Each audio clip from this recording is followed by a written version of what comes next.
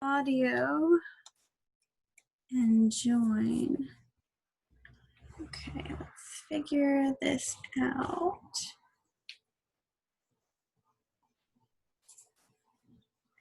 Couple of weird Sicilians.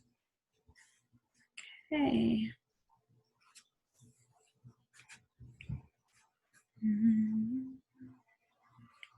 Couple of weird. Great.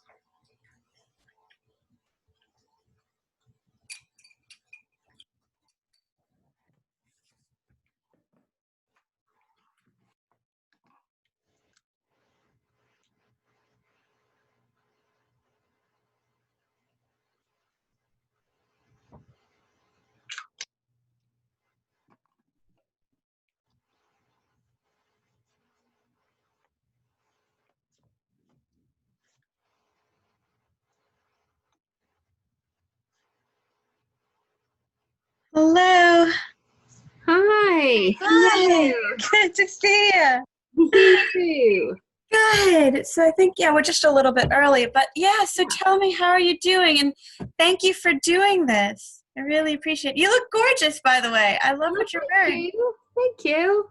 I did a workshop this morning on the sacred art of anointing, so I feel good.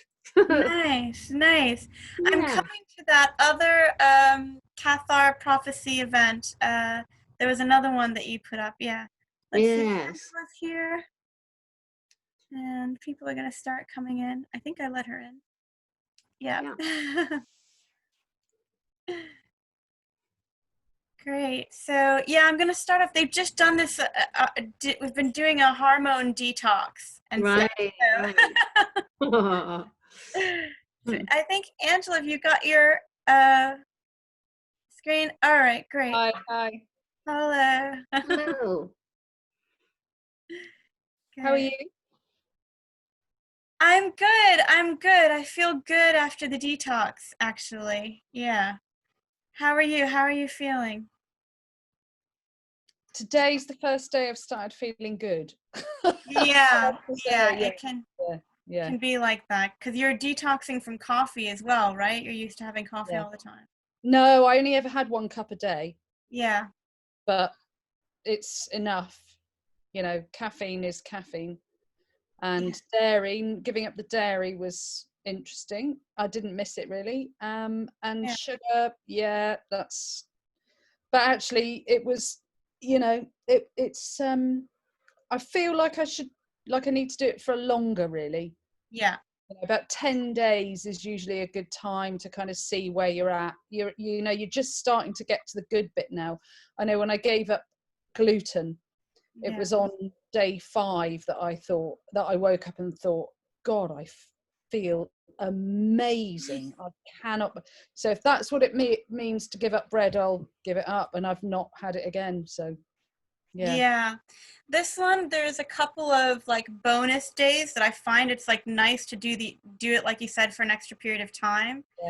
But then the purpose of this is like kind of the reset, and then there's sort of a template for meals, like breakfast. And I like it in templates. It works really well because you can kind of adapt to where you are, rather if you just get the right sort of things with you to sort of eat for your cycle, so it does take time. So That's good. Yeah, it was good. I think it was interesting, and I learned some interesting recipes, so that's always good. They're so creative. I was looking at the recipes these girls were putting together. I was like, I feel really boring now. Like my detox was so boring compared to what things that they were putting together. But I thought that was great. Yeah, I did some great soups, really good soups. They were great, and yeah. Good. So, and thank you, Anaiya, for being with us. I really appreciate. This is Anaiya Sophia. She's going to be doing our Hello, hiya. Yes.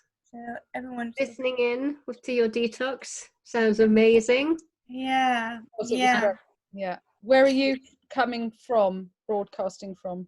Right now I'm in the French Pyrenees. Oh, great. But I was born in Newbury, Berkshire. Yeah. And sort of lived in Brighton, Glastonbury, London. Hung around the West Country a lot. Yeah.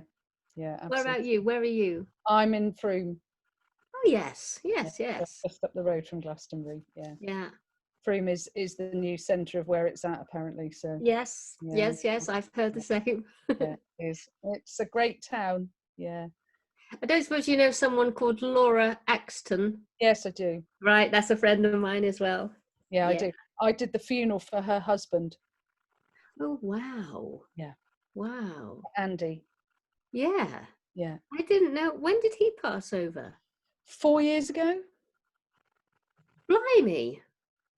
I didn't know that.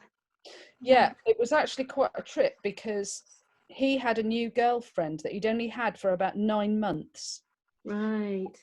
When I went to see her and her mother about his death, they said, oh, he's got some ex-wife somewhere. Anyway, that's all long gone, and, she's an ex-wife. And I did the funeral. Wow. Because obviously she was the next of kin and paying for the funeral, and that's, you just do what you've got. Yes. Anyway, she came to rent my house 2 years ago in Frome.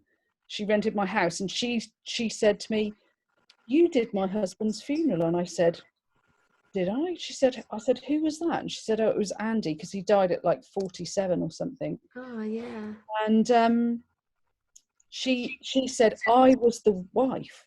And I said, oh, the ex-wife. She said, no, I was still his wife. Whoa. So this other woman, this girlfriend, had kind of come in and only known him for 7 months and completely obliterated his family. She didn't say he had kids. Oh my gosh. Children. I mean, she said, yeah, we were sat at the back. They made them sit at the back. This is his children. Yeah. And his actual wife. Blimey. Which is really like an incredible grim thing. Yeah. Literally, that she was his wife and those two were the children. And I know they'd split up, they had split up, obviously, but that's not for any child to go through. No. The back of their parents' funeral. And not be included. You know, something to do or say or paint a picture or decorate the coffin, or, you know what I mean? Yeah. Wow. So incredibly weird. Yeah. Angela runs you run a funeral home, is that right? Yeah. So she's part of this campfire community as well, and she's doing a really amazing thing called is that you and your friend doing the Death Cafe? Death Cafe. Yeah. Oh, this is amazing. This is what I was doing this morning. I was soul midwifery. Oh, Felicity thingy thongy. Yeah, I've got that book. It's great. Oh, it's fantastic. Yeah. Julie, are you there? I think we'll Julie, and then there's a couple other people coming. So yeah, there are. Yeah, there should be. Yeah. So, but I think that's an amazing thing to have that Death Cafe and talk about death. I think that's really important. Well, it's people at the moment because it's really up again, isn't it now? Yeah. Yeah. Oh, Julie, did you say something? Your microphone's a little faint. You might want to just try to, and we can't see you just yet. So, okay. And there's a couple others coming. But yeah, you know, our culture just focuses so much on the physical and on the material, and to have a death cafe is really amazing. Yeah. Hi, Julie. Hiya, you're right. Hiya. Sorry, it was a bit late. I just discovered that some of the clocks in the house are wrong. But you know, I have no concept of time at all at the moment. It's like somebody said to me the other day, what day is it today? And it was like, it's Blur's Day. Yeah. Because everything is just sort of all over the place, actually. So is that just me? Good. No, I think Oh, we got Bambi. Cheryl, and then Bronia should be coming as well. She confirmed. So have you got Victoria coming as well? Yeah, Victoria's coming, but I think she might have canceled last minute because she said her mom booked a surprise party for her graduation. So we'll see. Oh yeah, she got her results. Yeah. I mean, I'm really excited to get people like Victoria involved in this. Yeah. Definitely, so I've kind of given us some inspiration around sort of thinking about different ideas for, you know, encouraging young people to get involved. Oh, this is the girl who I read the thing of this week. The intern, yeah. Yeah, that she's great. How old was she? Don't know, in her 20s. Yeah, because she wrote a good thing about the TikTok and all that, and I just was like, oh my god, I can't do any more digital things. Yeah, she's very inspiring. Yeah. No, she's definitely. She said she definitely was coming to the other sessions and stuff. But yeah, it's good. So yeah, I'm very excited about. She's really into kind of paganism. She was talking about witch TikTok and all sorts of other things. And so it was very good. So I'm looking forward to some different articles, but to get young women involved with this. Oh, absolutely, definitely, absolutely crucial. Yeah, I mean, always the thing with these things is to, you know, we noticed it at the day, didn't we, in February? It's just that thing of engaging. How do you kind of get down? Yeah, and a space to talk about things. I'm just going to grab my phone because I think in case Bronia is texting me. 1 second. Oh, I've got Bronia. Yeah, she's here. She is. She's just put a message up.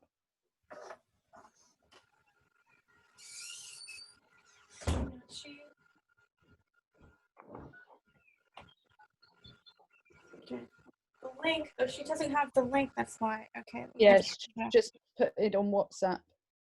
Okay. Hang on a second.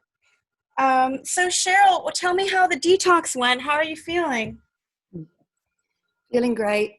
Yeah, feeling great. You were making some really beautiful salads and things. That just looked amazing. Yeah, I enjoy having a reason and an inspiration to go back to doing some of my raw food, like Anaiya. I know you also do this. I trained as a raw chef and used to do it much more than I do now. So the inspiration to do a detox, that it wasn't too extreme, you know, inspired me to do quite a lot of raw food. So I enjoyed that, and feeling really, you know, well. Actually, I haven't. You know, we're in a summer home now, and we flew from the UK. It's been 2 weeks now, but you know, it takes a little while for your body to adjust, and it's an energetic adjustment too, because it's quite definitely. Oh, she's here. Okay, here we go. And I feel like it actually completed that grounding for me. Yeah. So it kind of made that more real for me now, to really feel present here. And did everybody do the mind-body part as well? That's really important when you're working with your endocrine system. So the first day to like clear things out, you know, in your kitchen, in your bathroom. One day thinking about abundance, you know, just all of that mind-body part. How did you get on with that? How did you feel about that part? Yeah, I dipped into that to a level. Yeah, I probably didn't go as deep as I want to, but I can keep with it. You know, it started something that we continue now. Yeah. I mean, the main thing I learn about, sorry, go ahead. Definitely the mind, but not so much of the household clearance that we were talking about, but a bit. Yeah. Start. Yeah, it's a good start. It takes time. Working with endocrine, it takes time to get used to, and really the learning how to work the mind-body blocks, right? So just really like engaging sensory intelligence, reading your emotional, physical language. It's an ongoing conversation. There's no perfect, so to speak. It's an ongoing conversation, sort of realizing how you're responding to your environment, reading your signs for what you need. So, but the important thing about working with endocrine is that we look at the physical, then the emotional element, because different diseases correlate with different emotional aspects. And then also the energetic, as well, that you're sort of get in touch with your feminine energy. But it takes time to learn that language.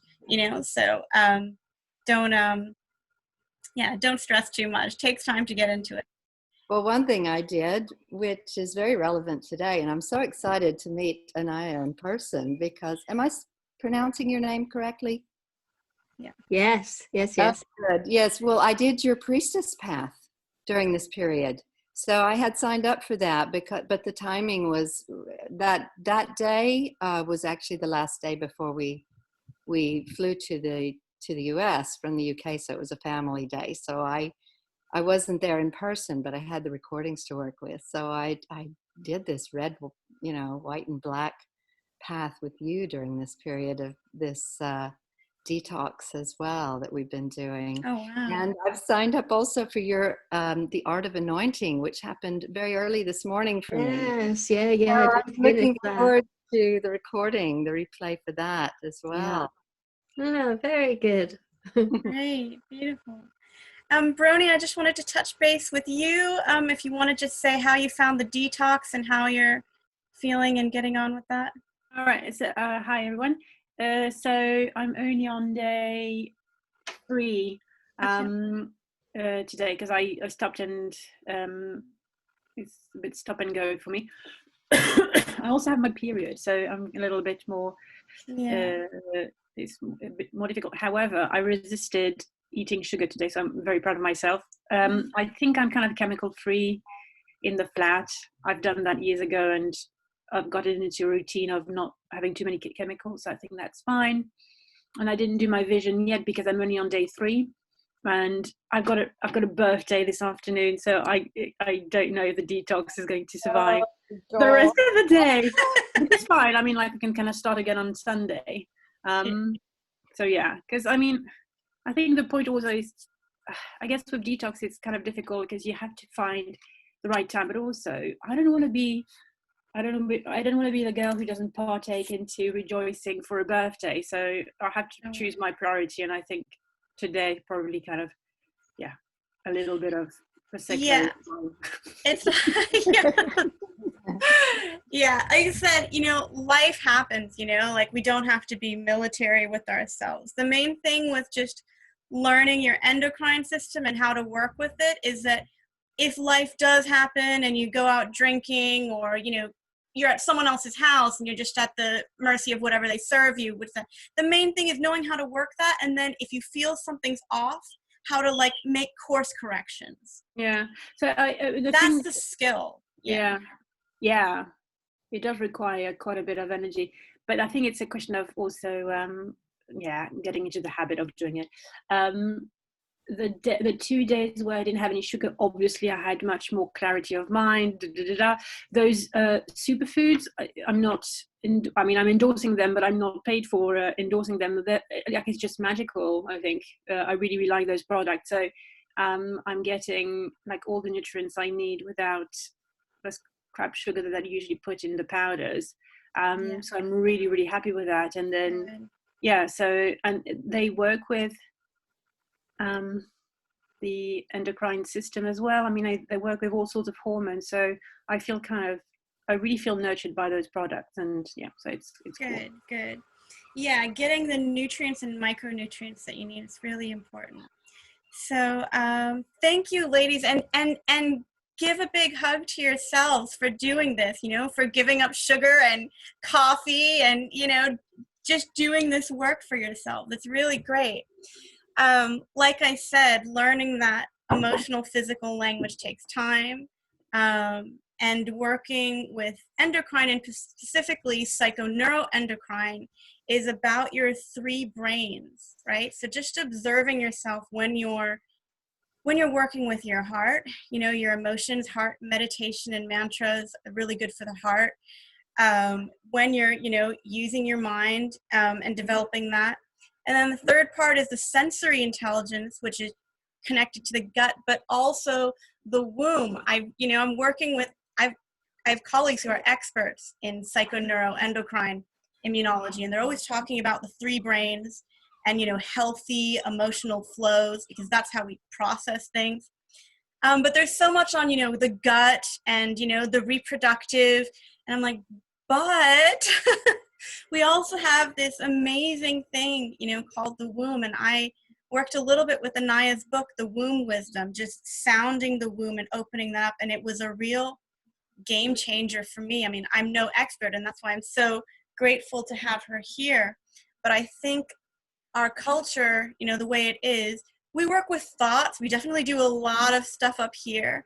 We work with emotions, but rarely do we really just drop down into the womb or just know what that is. And I feel like, you know, regardless of whatever stage you're in, whether you're menstruating or menopause, that at least the little that I've done is just such a unique form of body work. I've done a lot of different forms of body work. I don't want to take too long with the introduction. Some of you, like Cheryl, you already know, you know, Anaiya's work. Author of Womb Wisdom. She also works with sacred sexuality. So thank you so much for being here, Anaiya. Thank you for being here for this group and for introducing this amazing knowledge in women's healthcare, so and well-being. So thank you. Thank you so much. Thank you, everybody. What I feel to do is to just talk a little bit about the womb, where I'm currently at with her. And I'm now in the third phase of life. Might not be final, but let's just say third phase. It seems I'm out the other side of menopause. I went in early, 42. And officially, when you don't bleed for 1 year, that's how the GP says, okay, you're done, you're complete. And I haven't bled for 1 year. So, woo, I'm through to the other end, which was absolutely wonderful because I got a taste of each stage with this womb wisdom just starting to form on the horizon. So I feel like I'm able to say just a little bit for each stage. And that's what I'd like to present to you now, but then finish with a nice deep transmission where hopefully you will feel comfortable enough with me to actually lie down and go on more of a internal journey, have a little sleuth around, a little look here and a little look there.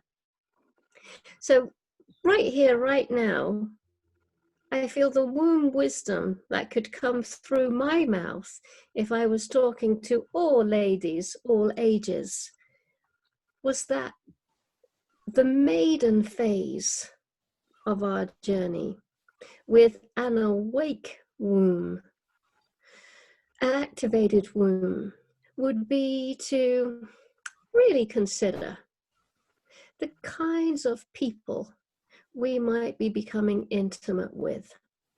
So this lovely young lady is very awake, not driven with blindness by her hormones, but actually very, very awake to what seems to be appearing before her, and just considering, do I or do I not wish to become intimate with this person? Let me just check. And that checking is not done with the head, and it's certainly not going with the first gusts of I think I'm falling in love with this person, but to drop deeper still and to hang around in between the hip bones. And even as I say those words, hanging around in between the hip bones, I actually get a pang of menstrual cramp. That's how amazing this piece of anatomy is.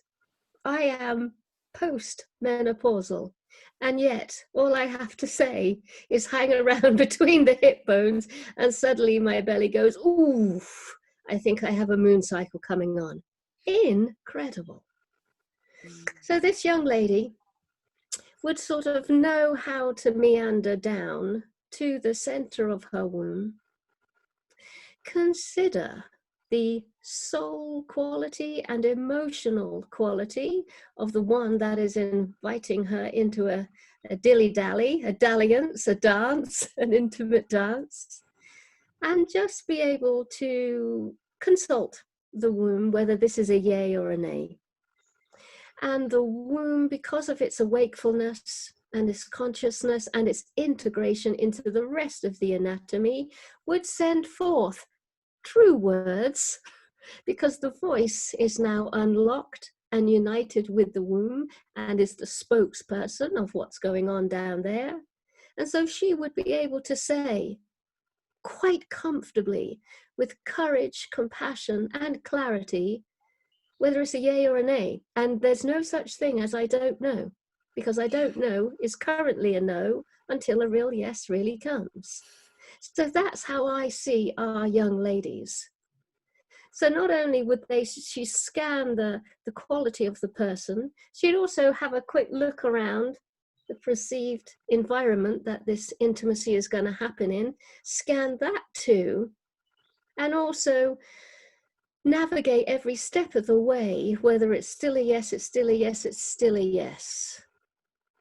And that is how I see the young women being able to be extremely awake in this first stage of getting close with intimacy, sexuality, penetration, all of that stuff. And of course, as we know, it's already very, very different to how it was when we were youngsters. Sexual fluidity, binary, pan. But what is it very, very interesting, according to figures from the States, is that sexual intercourse is at its lowest ebb ever. The younger generation are choosing to do other things other than penetrate in the good old-fashioned way. Masturbation is actually the highest activity at the moment for the young folk. So something's happening. And I think what I'm saying about our maidenhood, especially my maidenhood, promiscuousness was rampant. When I look back at all the people I slept with, there was no consciousness, not at all. It was either to impress, duty, why not? It was choices made on that kind of energy. And I sort of looked back and went, oh God, what on earth was I playing at? So that's that part of the journey. Being able to size up and evaluate and hear for the real yes and hear for the real no. And so I have an imagery of that young maiden with a nice big black cauldron, and she's in her cave, or she's in the copse of the wood, and she's like bringing ingredients to her cauldron. And these ingredients are obviously experiences that she's willingly saying yes to. So everything that's going in has got a nice green tick beside it. So the next stage would be motherhood. So now we're going into the creation phase, where the moment we get that, well, first of all, we don't even need to know we're pregnant because we already know. So that little thing that we pee on, we don't need that. We know. We just know because we're living down there constantly. And the whole process is something that is immediately engaged with, coming into contact with the soul of the child, the creation of that child, the doing our very best to maintain a 24/7 awareness of now being the cauldron and allowing in everything that is already happening. So just saying yes to that process. Calling in the soul of the child by means of spending time reviewing not how things are going to be because we don't know, but being willing to be a sacred vigil. So as we come into motherhood, even if we depart, well, we will depart and our child will live on, but being willing to continue on the sacred vigil after our body has passed over. And this mothering, we've still got our eyes on our child. We will be there till their last breath. So realizing that is the journey of motherhood. It's not just a human earthbound thing. It's something that goes on way after death. And just allowing ourselves to see the marriages, the births, the death, the anniversaries of our child, even whilst they're forming in our belly. We're seeing the man, the woman they could become, school days, universities, their own marriages, their own children, their own traumas, their own illnesses and sicknesses, their own failures, their own accidents. And all of that just warmly goes into the womb, as if to say, I am willing, not I am willing, I am going to be holding you through everything, my beloved and most sacred child. And that would be the stirring process. And then, of course, the era I'm moving into now, I'm calling it the steaming process.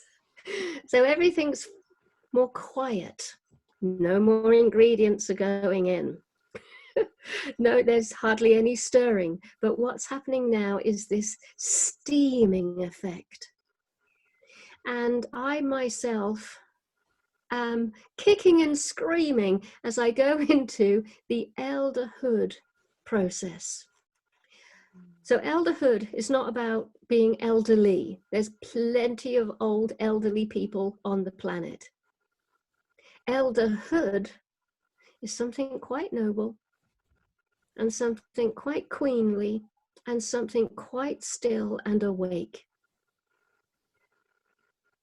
Being 50, I'm already getting called that name and I'm like, I still feel young, but I'm not. Clearly I'm not. The body has shown me a sign. No, you have come out the other side of menopause. You are on your way to being that elder with your steaming womb. And what is it that's steaming? Every single experience I've ever had. Physically, and every single experience I've had internally, all the wisdom, all the insights, revelations, deep knowings. And to just kind of sit there over that steaming cauldron. And of course, it's such a challenge now because of the era we're in, the pandemic, the second wave, the third wave. I'm speaking from Europe. Things are just locking down left, right, and center over here. Barcelona's locked down, Portugal, parts of Germany. The last time the pandemic rolled in, we were about 10 to 14 days after Spain. So, and that is the great invitation I feel right now for us women, is to be those deep, settled, steaming wisdom keepers and to bring forth consolation, comfort, clarity, hope, faith, and a multitude of blessings to bring to those who are chaotic, confused, lost, bewildered, which was me 3 days ago. So it's like we're all being dragged into this experience. Right now, you ladies are doing the detox. Now in comes this womb wisdom. How do we make this journey in an authentic way? I didn't have a teacher. I had a health condition that was my teacher. I just got invited to write Womb Wisdom. And I remember thinking, wow, what a great opportunity. And then brackets internally, I don't know anything about wombs. I'm a Kundalini yoga teacher and I know about the second chakra. Is that it? Is that what you want me to bring to this book? 3 days later, telephone call from the doctor. We have the results of your latest smear test and it is not looking good. You have stage 4 cervical cancer, pre-cancer, and we would like to bring you into the hospital within the next days to give you a biopsy, to find out exactly what's going on, and to remove that part of your cervix that is behaving in a very worrying and abnormal way. Luckily, I was en route to France. And the last thing I wanted to do was book myself into the Royal Berkshire Hospital because I need to get to France. This is my soul country. I need to go. And I'm very, very aware that I've been asked to co-author this book. I know, but this thing doesn't know. Womb knows. The two things are totally related.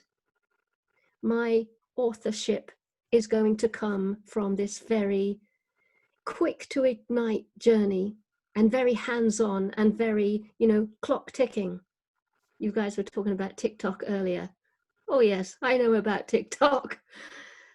And so I declined to go to the Royal Berkshire and continue on my way and to make that journey down into the womb, find out what on earth is going on in the cervix, and to just obey whatever came from that place. I'd done my heart thing with Kundalini yoga, so I knew bodily parts speak. I'd done my clearing of the mind with meditation and prayer. So that part was pretty good to go.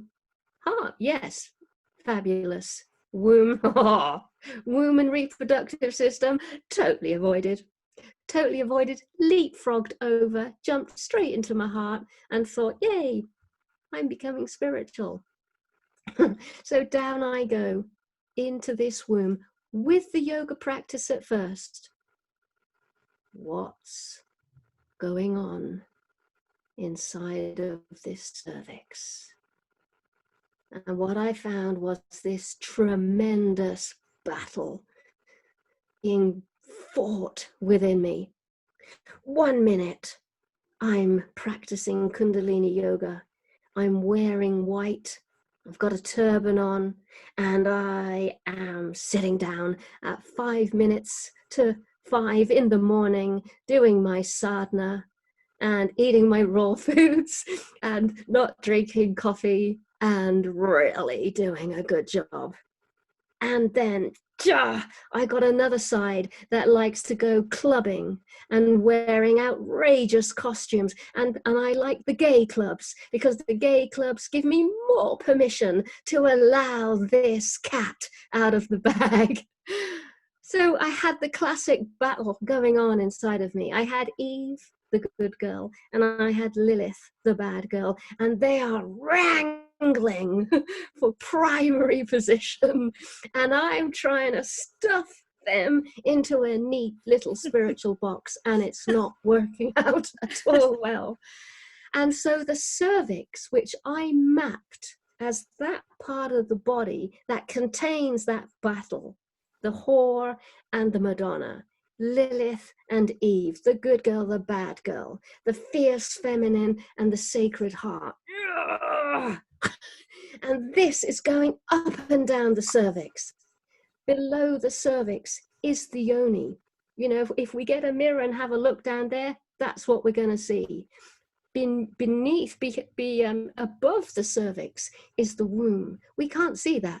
This is the sacred. This is the holy of holies. And to get to that womb space, we got to sort out this battle that's going on between the light and the dark rivers of our own feminine nature. Society has put a schism in our mind and said, we accept Eve.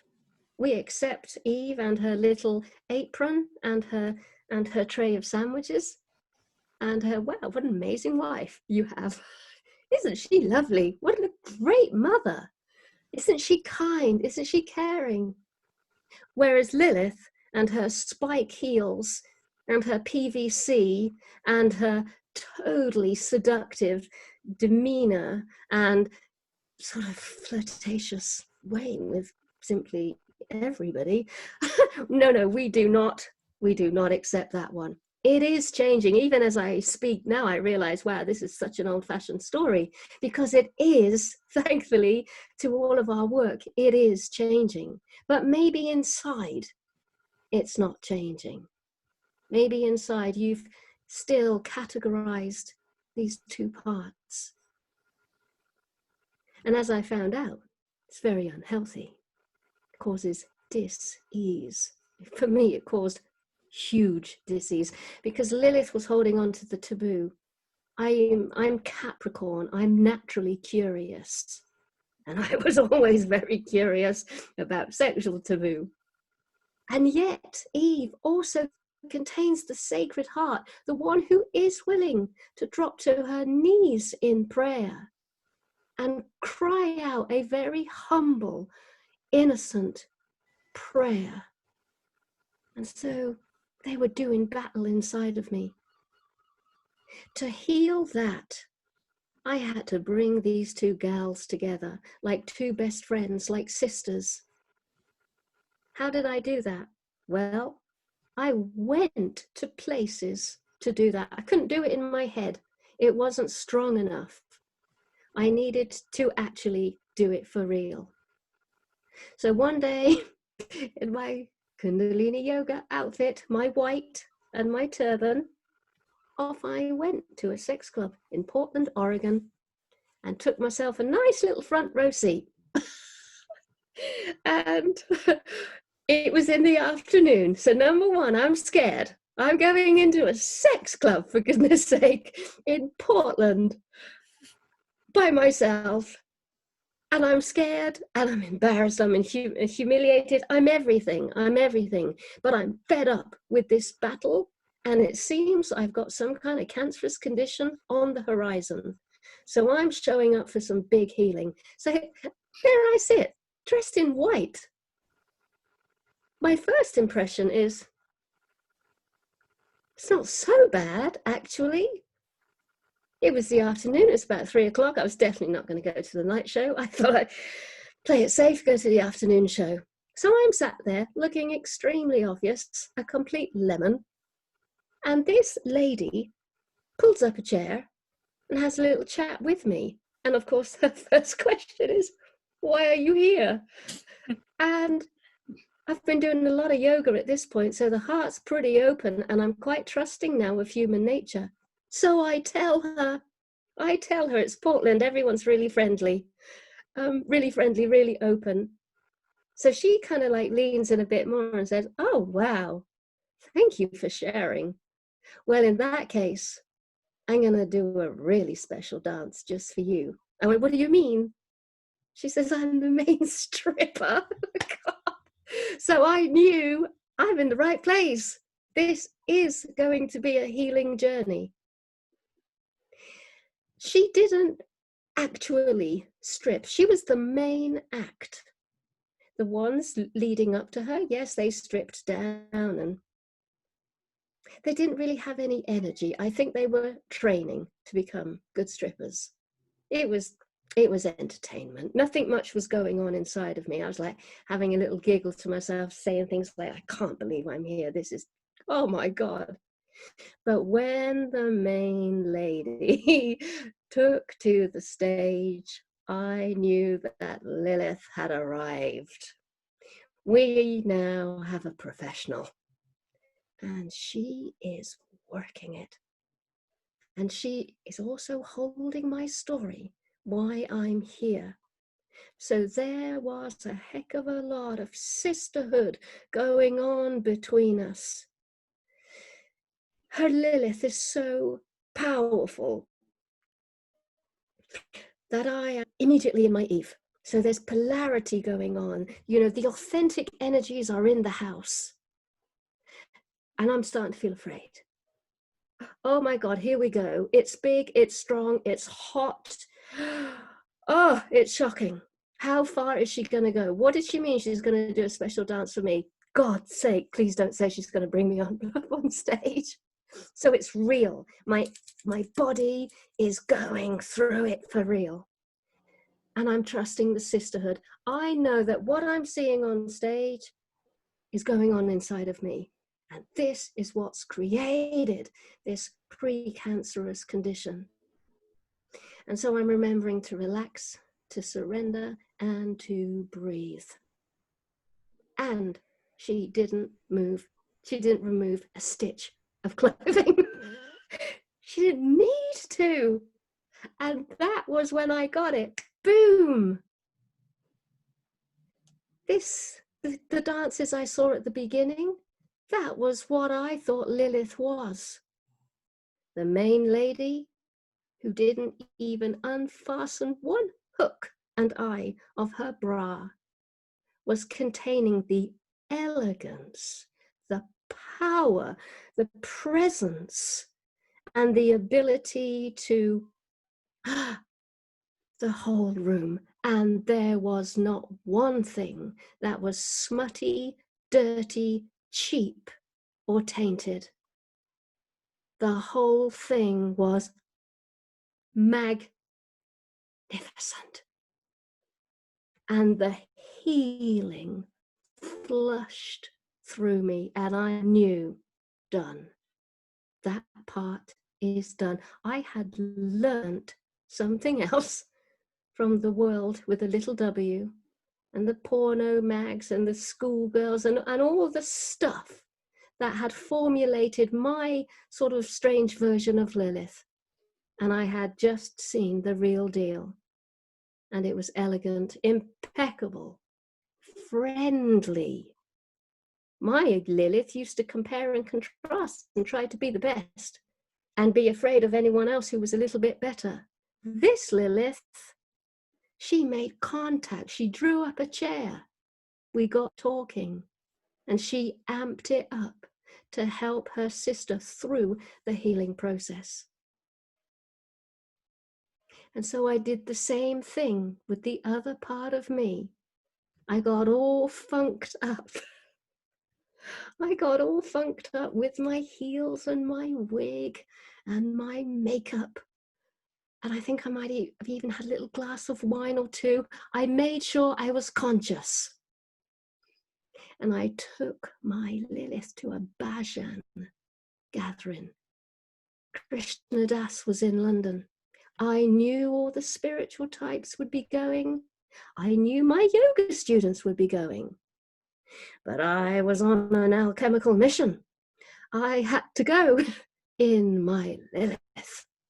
I had to bring Lilith to Krishna Das, to a state of divine ecstasy, prayer, and devotion. And I had to walk in with the heels, with the PVC, with the makeup, and sit down with all my spiritual community. Wow! I realized the easy part was going to the strip club. That was the easy part. It was like pulling teeth out, stepping into that place in London. shame, shame. But I did it. I huffed and I puffed and I sat there and I cried as I would, normal Bajans. And as I cry, I look down and I see my spike heels cross-legged on the floor in my yoga position, looking down. This is ridiculous. Doesn't matter. I'm healing. And that was how I did it. I consulted the body. How do I heal? And it was the body who told me, my darling, you got to make this real. You want to know about these archetypes? You need to make it real. You need to meet them for real. And you need to feel all the energy that surrounds them that has caused this dis-ease. And cutting to the end of the story, I came to France and I made a promise that I would take my doctor's notes with me to France. New French doctor, Carcassonne Hospital, called me up. Hello, we'd like to have a little look, see what's going on down there and see how you're getting on. Off I go. Another inspection. Well, Mrs. Sophia, I can't see what the problem is. According to our research and examination, all is, and that is when I realized, abnormal activity does not mean something is wrong. It just means abnormal activity. We can put things right again inside of our beautiful reproductive systems, but it will have to be a real deal. We can't pray it, we can't meditate it, we can't breathe it back to wholeness, but an actual initiatory meeting and installing of the right energy in the right place will bring things back into good order. So that's that part. Do you feel you would like to go on a journey, or do you have some questions, or do you have some laughter? Or some tears. I very much feel what you were talking about. And I think I have some similar work to do, so really resonated. But I'm definitely happy to go on the journey. I want to hear what the other ladies feel like. I'm happy to just go with you for now and then have something at the end, not to disrupt it too much. Okay. Let's do it. Well, what we could do is either as you are sitting, or if you wish to, lying down, because when I was feeling around, well, how do I do this? Because I was a yogi, I was always at my third eye when I went in. So I thought, oh, okay, I'll just lower my attention then. I'll just drop down into the womb, you know, through the heart, through the solar plexus, down into the womb. And I was like, I'm there. That was easy. And then body went, no, there's another way. And this is the way you got to go. You got to come out of the third eye, place yourself as a little sphere of consciousness at the space just before the yoni. So bring your awareness to your inner thighs. And I'm like, I'm getting uncomfortable already. And then the journey through the yoni. And that was when I realized, this is now extremely real. Back in those days, I'd done nothing. I'd done no yoni gazing. Caught the odd sight of myself in the mirror and like went, and ran away. I'd certainly never let anyone else do some yoni gazing. So I was really new to all of this. And that was when I realized this is the right way to enter the womb.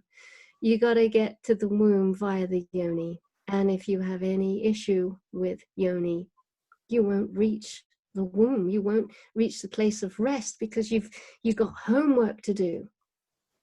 You got things to attend to. So I feel to just take us through that little journey now.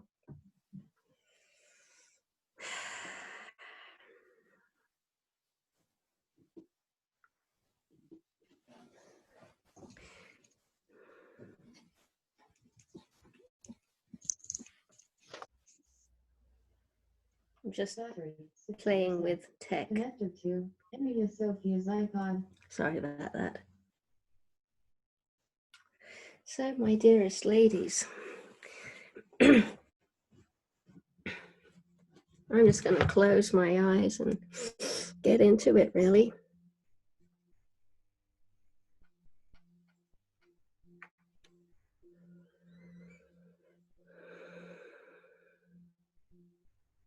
First of all, let's do a prayer. I'm going to do a little prayer.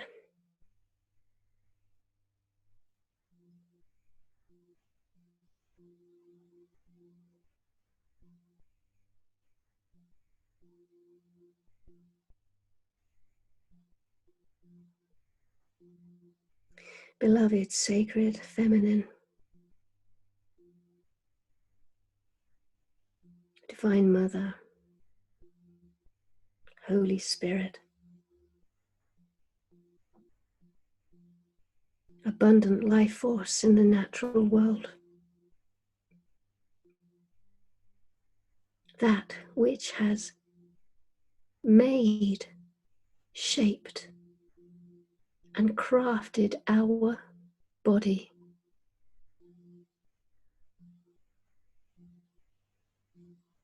Please let your generosity and healing and trust and safety and power be with us now as we take this sacred journey together through the body that you made for us, through the female form.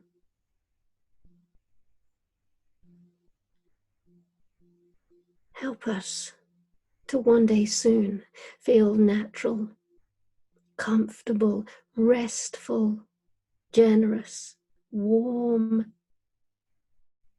and comfortable in the seat, the throne of our womanhood.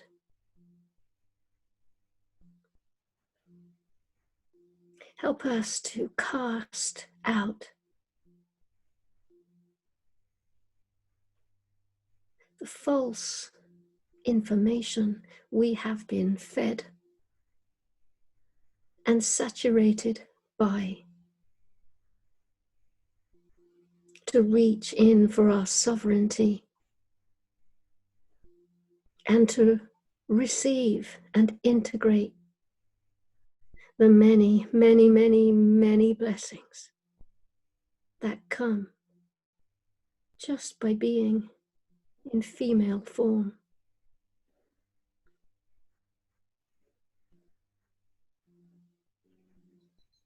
Be with us as we bring compassion to shame, guilt, bitterness, coldness, and closure.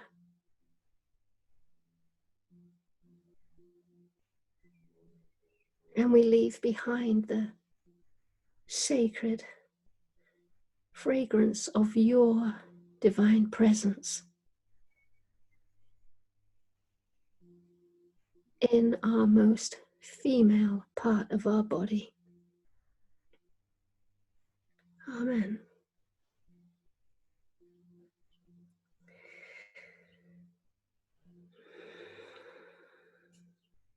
So let's just imagine that we are a tiny sphere of consciousness sort of hovering around our inner thigh. And as we look left and right, we recognize it's our own legs. We can tell by the freckle, the scar, the skin tone, the odd hair. We know it's our legs.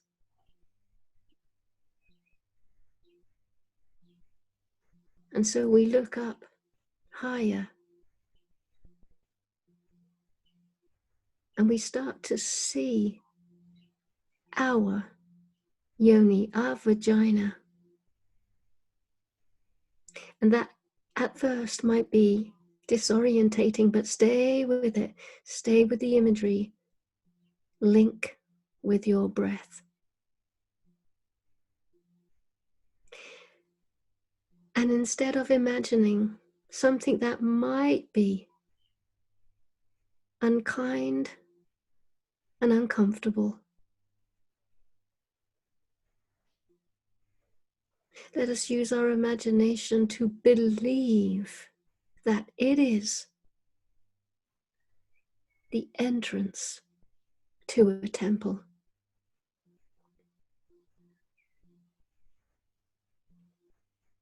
If you're struggling with that, then remember what caves and grots look like in nature. They are natural forming, natural looking. They often have vines and shrubbery and bushes all over the entrance, concealing the entrance. Caves are not pristine and perfect.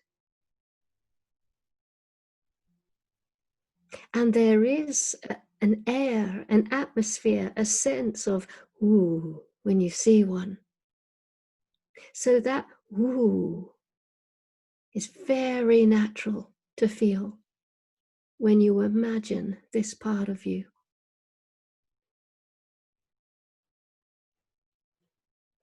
When you see the labia, when you see the lips of the yoni, imagine that these are concealing the entrance to the temple because of the holiness, because of the immense power and sacredness. And only when you feel something genuinely stirring within you that can trust and have warm feelings for the labia, for the lips, rather than edging away because of uncomfortability, but actually coming forward now and saying, this is my sacred cave. It is meant to look this way. I trust this. Absolutely. Then your little sphere of consciousness would push past the lips and enter. And as you go past the lips, you bless the lips with trust. Trust is installed at the labia.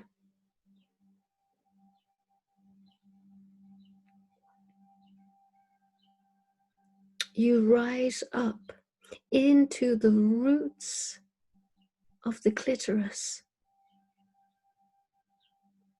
that little knot of nerve endings, nerve channels, vast, vast, vast amounts of intelligence.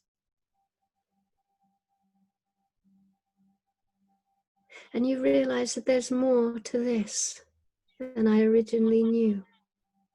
This is not just about pleasure. We've been taught to frolic and flick and do all of this, that, and the other to the clitoris because it's only about pleasure. It's not. It's about navigation. The clitoris, with all of its nerve endings, is actually like a little sat-nav. It is constantly sending down energy to the earth that we are on, locating itself with the terrain, with the ley lines. It is always in communion with the soil that we stand and sit and lay upon. It is extremely psychic and can read the imprint and the history of the land. And so as we pass by the root of the clitoris, we acknowledge that it is of extreme importance that we recognize just what else it is capable of being and becoming.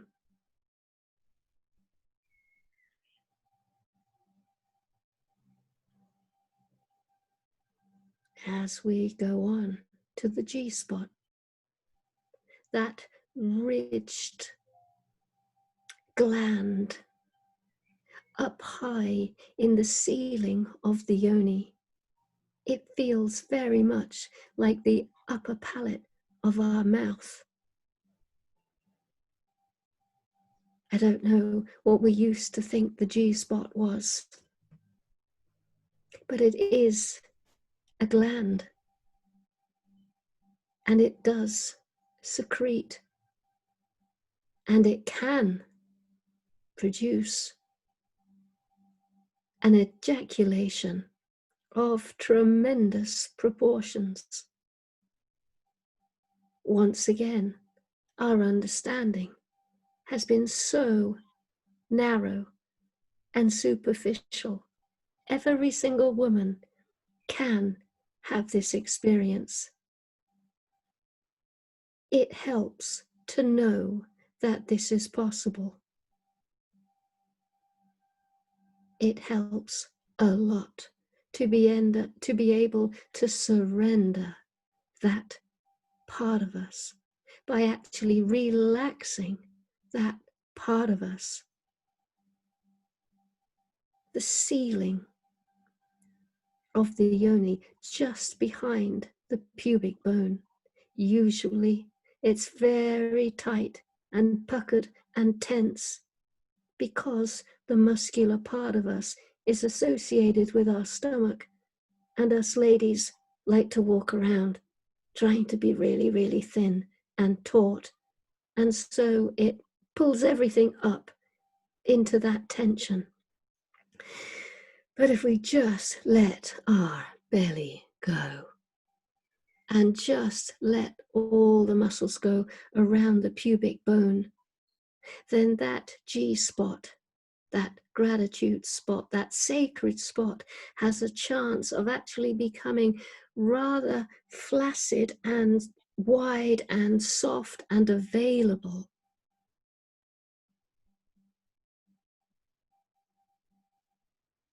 And I believe completely and utterly that this part of us contains our sexual innocence.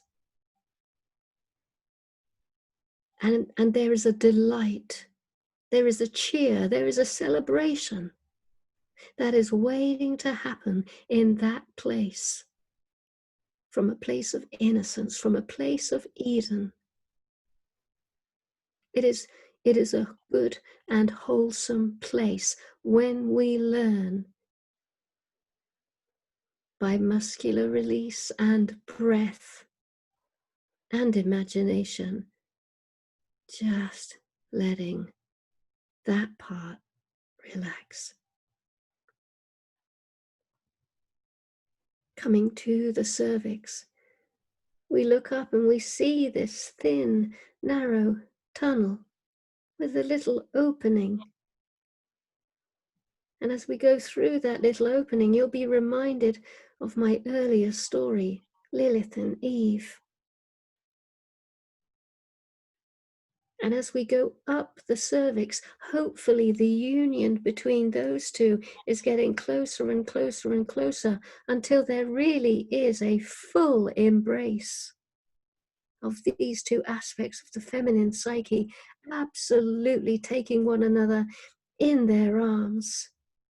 Lilith holds the power for Eve. Eve holds the love for Lilith. When we haven't brought them together, Eve will probably always feel a little bit disempowered. And Lilith will always feel that she just can't quite really fall in love with anyone or anything. There's always a holding back, remaining to be by herself. And so when these two gals come together, Eve gives Lilith back her heart, like the Wizard of Oz giving it back to the lion. And Lilith puts in a great big generating battery right into the center of Eve's womb, her power, her furnace, her cauldron, and the two ladies just kind of rebound, bah, because of the installation of a part that was missing. And when that happens, boom, they come together. And there is no Lilith and Eve anymore, but just one unified woman. And that's what brings you to the top of the cervix and ejects you out and into the womb, where you're hovering freely, like a little woman on the surface of the moon.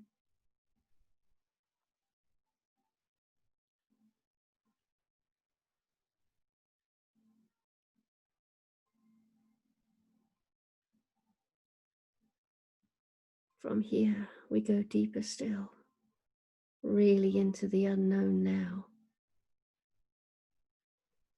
needing a new language, a new way to move, noticing the left and the right ovary,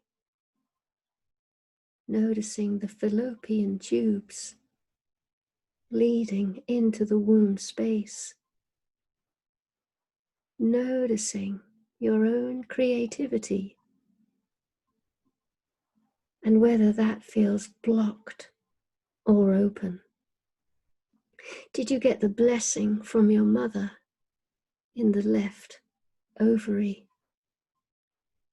Did your own biological mother receive your paintings when you were a little girl? Ooh, that's nice.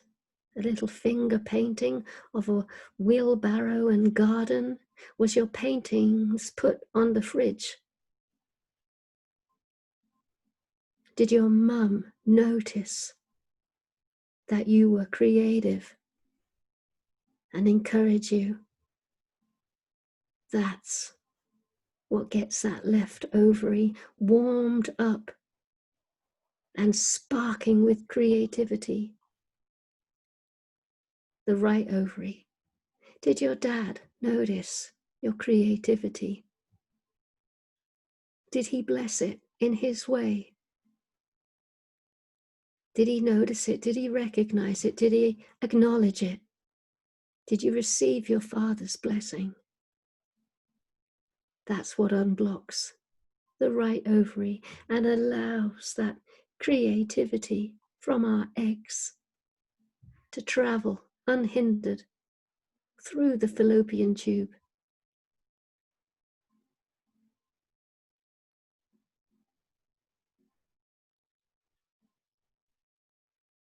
And so laden with our blessings, hopefully from our biological parents. As we do this work, maybe that's not possible. So we bring in the essence of the divine parents our Mother Goddess, our Father God. We work with imagining and inviting the feeling of being recognized, seen, acknowledged, that we are a creative being. We can create, we do have gifts and talents, and that this creativity is deeply nurtured and supported by our parental archetypes.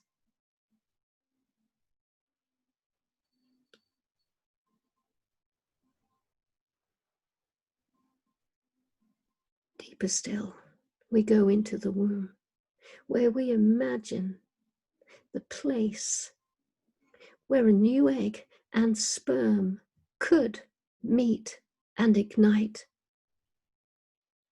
and nestle into the wall of the womb. So if any of you ladies have been pregnant, it's that feeling and that place where that tiny little tiny process begins. Out of sight, entrenched in the nourishing walls of the womb, where a great mystery starts to unfold. A little body is starting to be formed inside of you.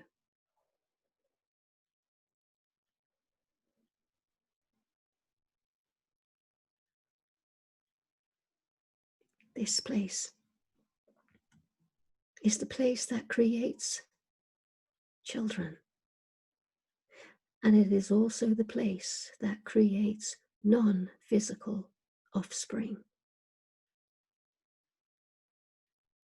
This is where our deepest, deepest, deepest contribution to the world, our families and ourselves, can come from.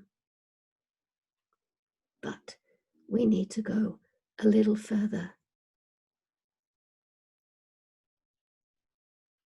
We need to go so far into the mystery that we're right on the threshold.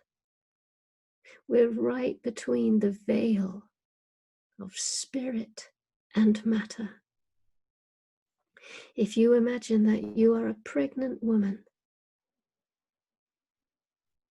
and the soul of your child is coming, we need to find that place where we can stand right on the threshold. The soul of the child is on one side and our swelling body is on the other. We need to be able to straddle the bridge where spirit penetrates matter.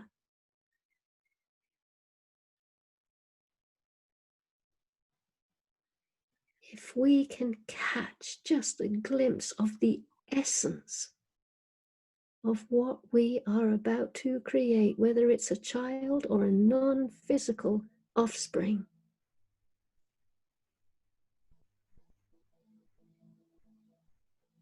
then we will create something very, very good, very, very conscious.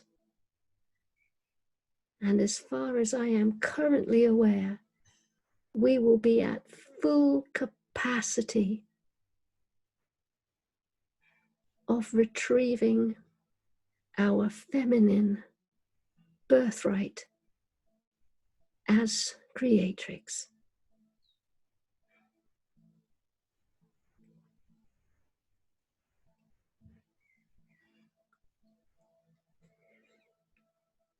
At first, this journey may be bumpy, awkward,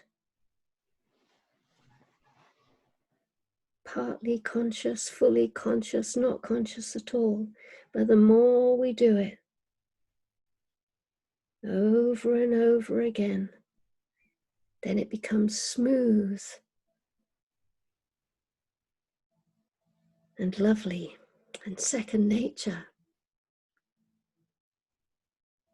And then within a few breaths, you can be at that veil between spirit and matter, and you've lit the whole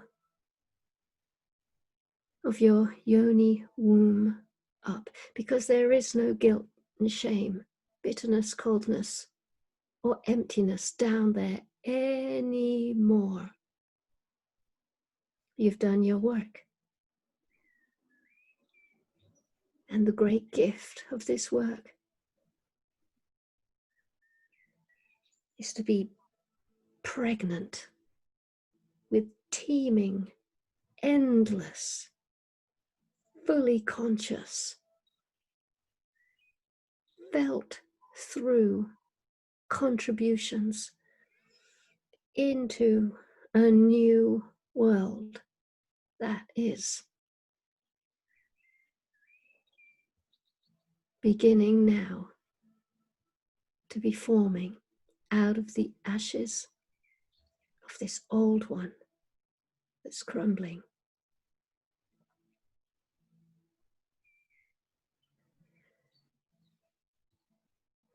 So, my dearest ladies, you just come around and come to, or not.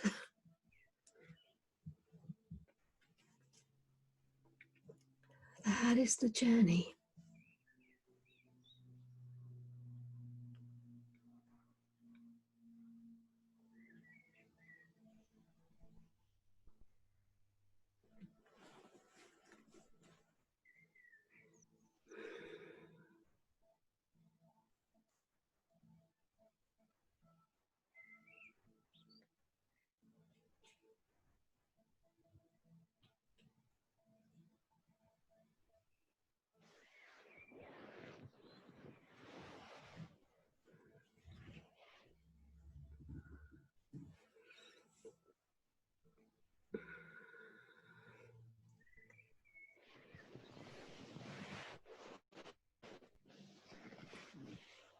I'll tell you something very interesting as well.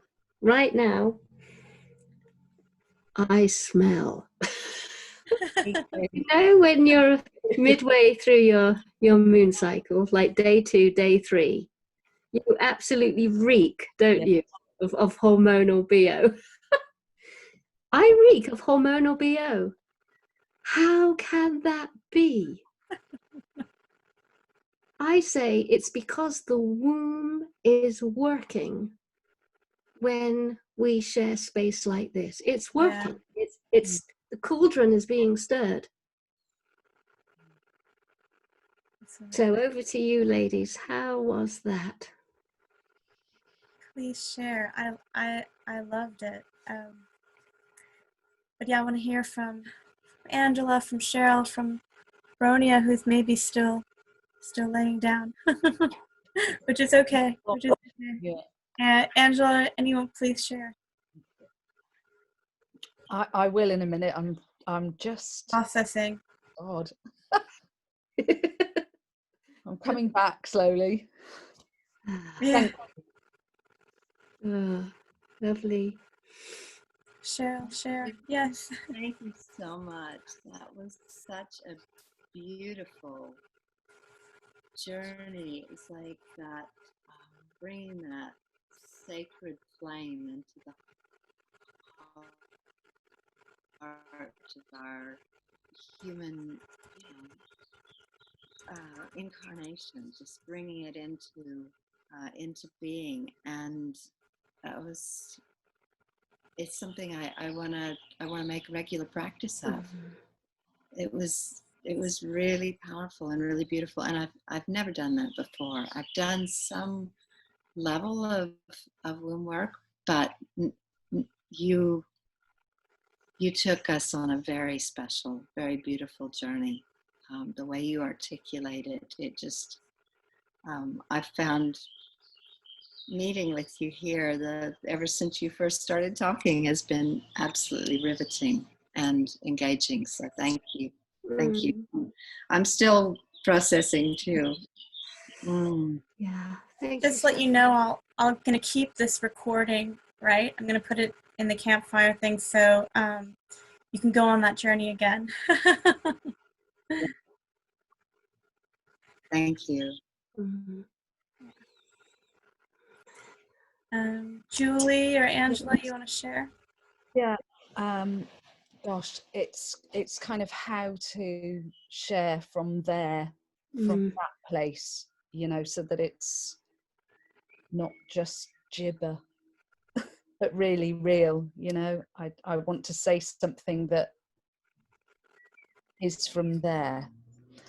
I echo what Cheryl said, absolutely.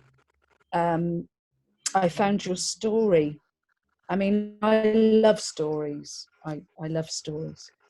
And I think that the story was fantastic. And what I have to tell you is that my daughter is that stripper.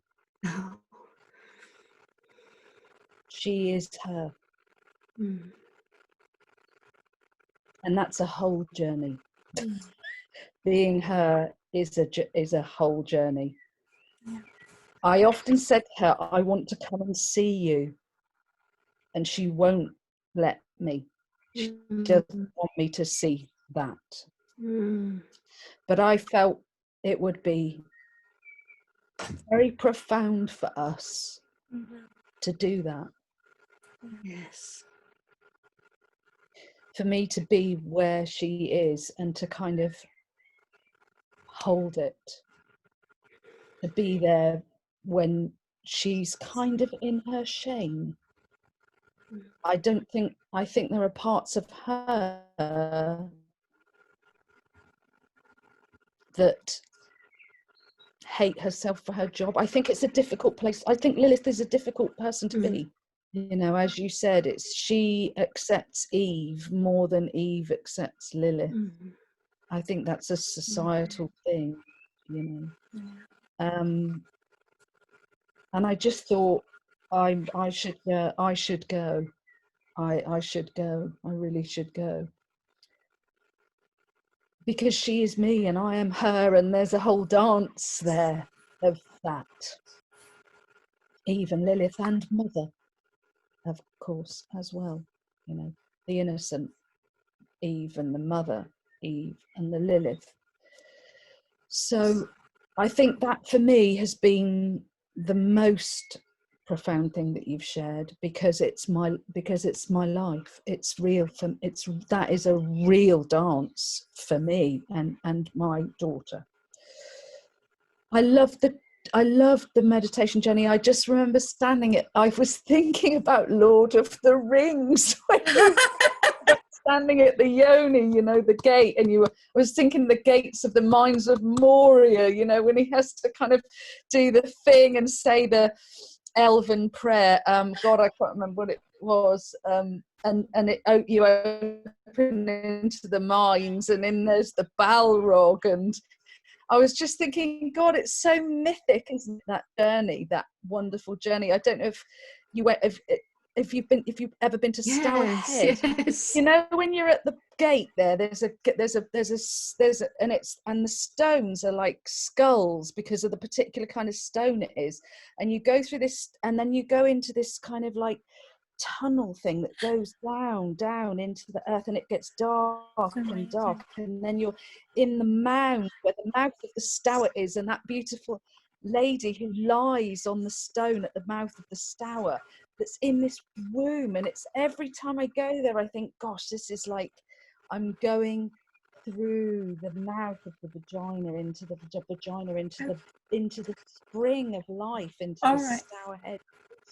It is phenomenal. And I just had that image, and I just thought, I was thinking of my, you know, Tony, and just and I was excited. I was really excited to go in, you know. I was just thinking, I just wanted to honor that Yoni place, and thinking, God, you have given me so much fun. Oh my God, I love you.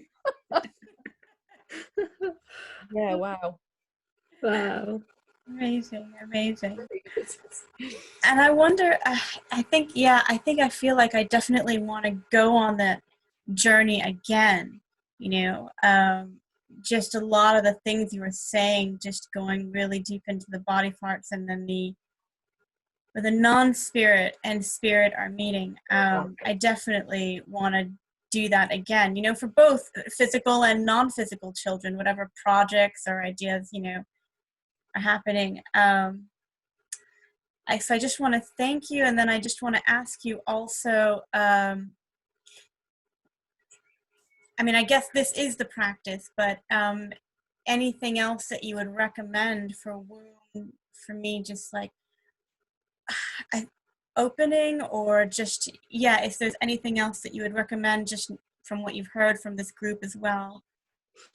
Yes, I would say, again, we can make it even more real. I'm such a body person that I make 3 little points. So thumb, first finger, second finger, I make a triangle. And so when I'm doing my journey, I'm actually on that body part. And so not only am I imagining I'm there, I'm breathing right there. Yeah. And that, again, makes it really, really embodied. And especially those ovaries. That's a really important part.